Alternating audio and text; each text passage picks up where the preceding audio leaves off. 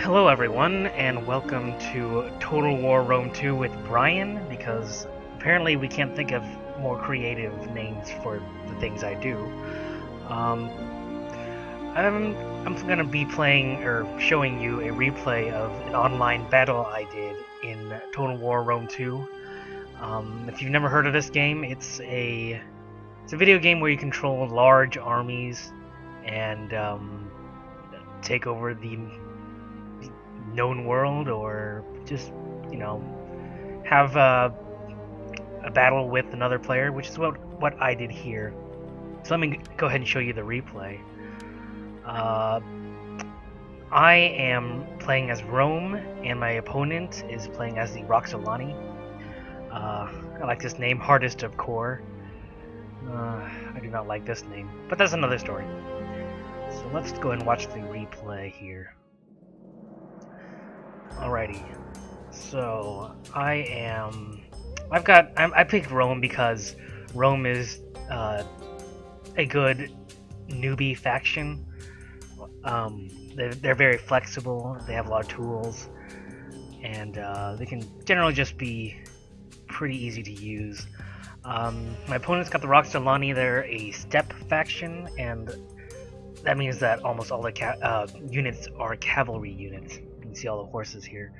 And I'm new. This is only my 4th battle, and I thought the Roxolani were a barbarian faction, not a step faction. But I probably would have chosen the same army regardless.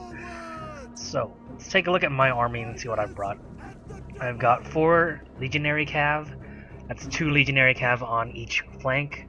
I've got a gladiator spearmen on each flank. I've got 4 Balearic slingers. I've got 6 armored legionaries, and of course I've got my general here. So let's see. I decided to bring armored legionaries as opposed to, say, Evocati cohort, because they've got a little more armor. And in my last 3 games, I was getting totally destroyed by skirmish cavalry. And skirmish cavalry are ranged units that ride horses. Opponents will generally move skirmish cavalry up on your flank like my opponent is doing here. They want to harass you and pull you out of formation, and that's exactly what happened to me in my first few games. And I kind of want to, I'm very tempted to make the same mistake again and charge my cavalry in here, but I make a better choice this time in keeping my cavalry, that's supposed to be an X, keeping my cavalry close to my infantry, because I brought cavalry to support my infantry, because let's take a look at his melee. He's got a lot of melee cav, he's got a lot of shot cav, and he just plain outnumbers me, and that means he can flank me. I'm pretty confident in these guys' ability to fight or win against these guys. Even though it'll probably be a slim win, I think they can win. I'm confident that they can. So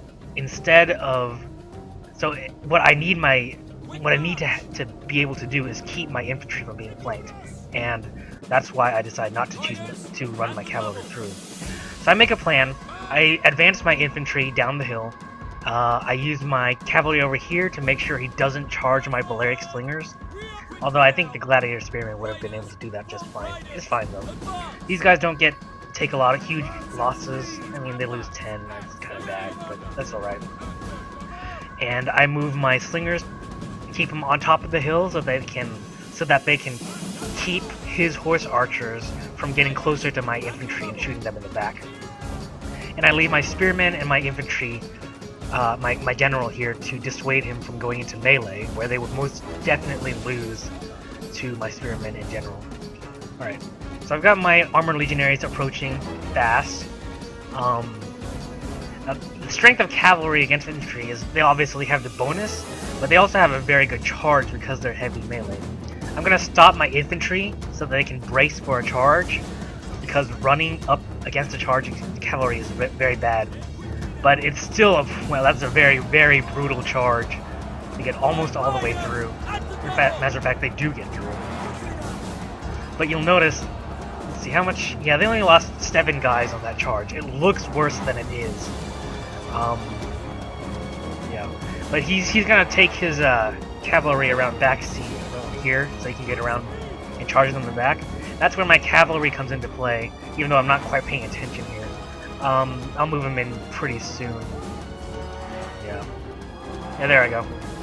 I'm moving in my cavalry. He actually seems to want to take his cavalry in behind. No, never mind. He's getting in behind. You can see my cavalry on this side are already getting routed, which is a pretty bad deal for me. I didn't expect them to get routed that quickly. But these are pretty tough cavalry. You can see here, we'll get back to my slingers. He moved his cavalry in a little too close and they started getting shredded. And so he moved his archers back. And you can see how they're really losing their... They're not doing what he brought them for. That's to shoot things. So they're getting zoned out back here. Back at the infantry fight, my legionary cav are doing their job, keeping my opponent's cav from attacking them in the back. They're doing a not so great job here. He's got his guys getting a rear charge into the back of my infantry. So it's gonna be a tough fight for them, but they've got a high melee defense, high armor. They will hold out. You can see these guys just mopped up their fight, and so I'm gonna bring them back into my to support my cav units because I want to keep my mobility. Because I know that if all I have left is slingers, we'll just be stuck. He tries to go in again, and he loses another loses another good chunk of horse archers for it. You can see here he's whittling down my spearmen. And at this point, what I would have gone ahead and done is just fix my infantry with 3 of his horse archers, and then just take whatever he's got left and charge into my Balearic slingers from the sides or back or whatever. Because if I lose my skirmishers, then it's game over for me. So you can see here, I've got my infantry moving in to support the cav units. These guys are mopping up their fight, and it's at this point, yeah, he looks like he wants to. Not really sure what to do with these guys. He probably should have gone into my slingers, but instead he brings them in here. And what that allows me to do is, since I notice his horse archers are not doing anything, so I move my slingers, position them for a good shot, and I turn them all so that they can get shots into the sides and back of his cav units. These guys, they have decent armor, but under this much slinger fire, they're going to drop very fast. And they've got Roman infantry on one side and huge amounts of slinger fire into the other sides. And these guys just finished up their fight, and I'm gonna pull them up here, maybe, yeah. You can see these guys are dropping quite quickly. They've got very few men left, and they're going to rout. So now my opponent's out of melee cav, or shock cav. He's got 2 shock cav left, and I've got most of my infantry left. So I'm gonna reform them up somewhere around here, just so that get a little more organized. Oh, guess I guessed wrong. You see here, he still hasn't done anything with his horse archers. He should have realized, or maybe I just got lucky, he wasn't paying attention, that my Balearic slingers were looking the other way. He probably could have got them right then and there. Oh, and go ahead and rout this unit of shock cav. He's got 1 step armored lancers that's come back from routing. Not much to work with though. And you'll notice here, he finally notices that my Balearic slingers aren't looking at him anymore. He moves in to see if he can do a little more damage with his horse archers. I decide to leave my spearmen here because I've got my infantry back to support. So these gladiators are kind of useless now. They will go ahead and die for their emperor. Yep, we who are about to die indeed. There they go. But they gave me the time to move my slingers back behind my infantry, and now they get protected by the general and the infantry. And at this point, it's pretty much game over because my opponent, what his advantage is mobility, but I have every other advantage. I've got the melee power to knock out his infantry line, and you'll have to excuse me for a moment. Sorry, that was my Skype. It was some friends, other ASV writers decided to call. So let me start this back up. So he's out of options. I've got the melee advantage. His horse archers can't take my armored legionaries. I mean, they just can't. They're just outclassed. They're even outclassed in their own element in skirmishing because my Balearic slingers will tear them apart because they have such low armor. So I'm walking up this hill, one, because I don't want to run headlong into a cavalry charge, and two, because I'm Romans. I'm the Romans, and it just looks cool to have this slow walk going on. He moves his shot cav behind. I think he just wanted to reposition to take advantage of maybe a weird charge, but he gets too close to my slingers, and they just throw enough rocks at him to take him down, and they're going to rout here. Yeah, he crests the hill with horse archers. Like, it looks like he may have wanted to charge, but decides not to. He throws a bunch of arrows at my general, but luckily he doesn't die. I move my slingers back and my general because I thought he was shooting my slingers, but turns out he wasn't. I turn my slingers around and they get off a good couple volleys. Here they go. And even just a couple volleys is quite dangerous. And you'll see this horse archer route. That's a lot of slinger fire. Yeah. Just 3 left, and they're going to go ahead and shatter here in a minute. Yeah, there they go. Alright, so my opponent retreats, trying to think his way out of the situation. And we'll go ahead and fast forward here because I can't really catch my opponent, and I go ahead and keep it moderate. I don't want to tire my men out and give him that advantage.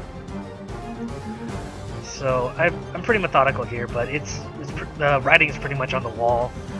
He doesn't really have the tools left to deal with my infantry and slingers. So I'm gonna go ahead and I move into the woods because I suppose you can never be too careful, right? So here we are. My opponent is gonna go ahead and take a position in the woods. It's not a whole lot left he can do here.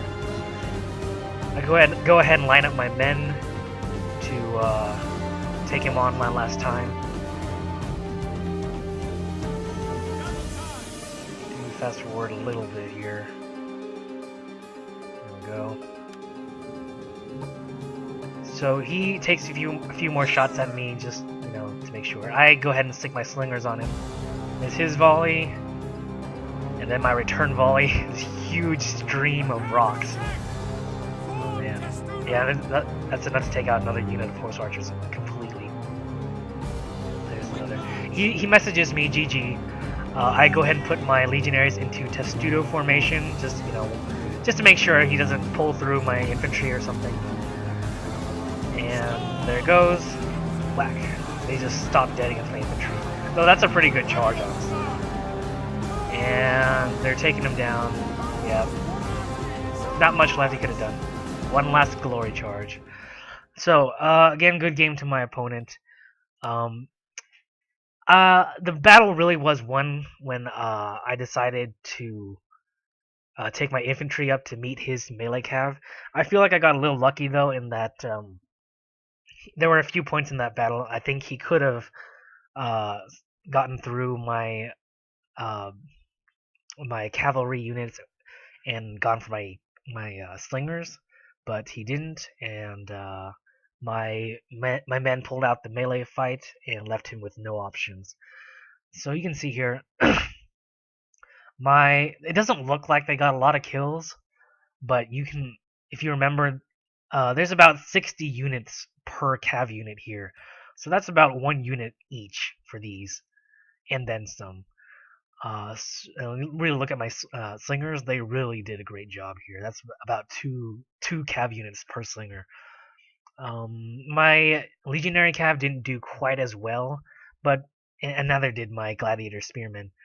But they really did their jobs because my gladiator spearmen kept my opponent from just charging in with his cav and taking out my slingers, and my legionary cav held my infantry's flanks long enough for them to win the melee fight.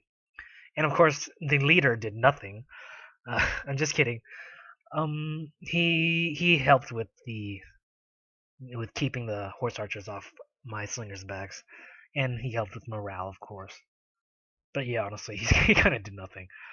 So if you somehow stumbled across this video without going to alwayssometimesvillains.com, I highly encourage you to check out our blog, Always Sometimes Villains.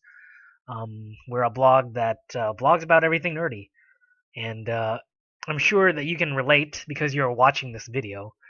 So if you haven't seen Always Sometimes Villains, I highly encourage you to go check us out. I'm Brian, a Always Sometimes Villains staff writer, and signing off